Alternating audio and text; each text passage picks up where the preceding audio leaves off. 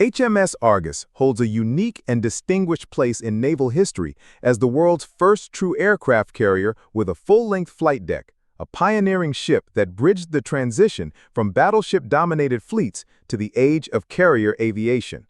Her story began in an unusual way, as she was originally laid down in Italy in 1914 as the passenger liner Conte Rosso.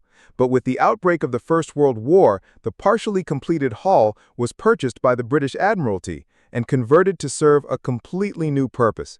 At that time, naval aviation was still experimental, with aircraft mostly used for reconnaissance or as seaplanes launched from tenders, and the problem of recovering planes at sea had not yet been solved. The conversion of Argus was revolutionary. Her superstructure was stripped away and replaced with a flat, unobstructed deck running the entire length of the ship, a design that allowed wheeled aircraft to both take off and land safely. This made her the prototype of all modern carriers, setting a standard that was quickly imitated around the world. She was completed in September 1918, just before the armistice, and thus saw no action in the First World War, but immediately became a vital experimental platform for carrier operations. In terms of technical characteristics, Argus displaced about 14,450 tons at standard load and over 15,700 tons at deep load. She measured approximately 565 feet, 172 meters in length, with a beam of 68 feet, 20.7 meters, and a draft of about 23 feet, 7 meters.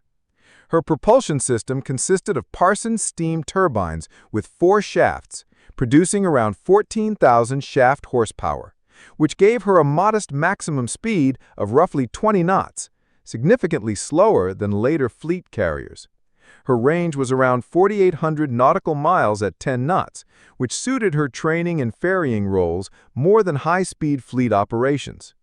She could normally carry between 15 and 20 aircraft depending on type, a small complement compared to later carriers, but sufficient for her experimental and training purposes.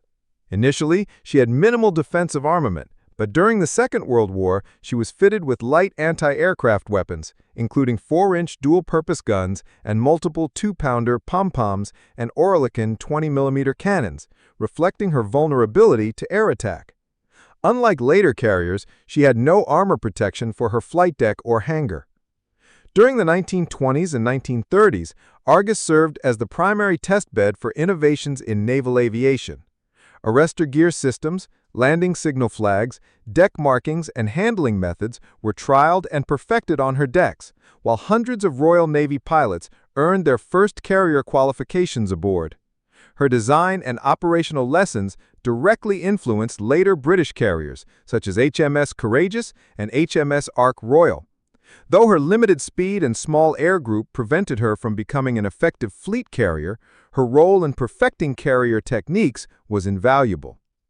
When the Second World War began, Argus was already outdated, but once again proved her adaptability. She qualified thousands of Fleet Air Arm pilots as a training carrier, and she became crucial for ferry missions, transporting aircraft to active theaters where they were desperately needed.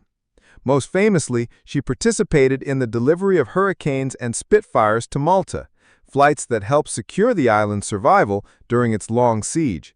She also supported North Africa and Arctic convoy operations, carrying fighters to remote and dangerous waters where conventional carriers could not be spared. Despite constant threats from German submarines and air raids, she managed to complete her missions and survive the war, an achievement in itself for such a vulnerable vessel. By the later stages of the war, newer carriers like the armored Illustrious class had made her obsolete, and she was confined to training and secondary duties until being withdrawn from service in 1944. Officially decommissioned in 1946, she was sold for scrap the same year, bringing to an end nearly 30 years of service. Although she never fought in a fleet action and lacked the striking power of later carriers, HMS Argus was the ship that proved the concept of the aircraft carrier as the future capital ship. Her technical innovations and training role shaped naval aviation not only in Britain but across the world, making her one of the most influential warships of the 20th century.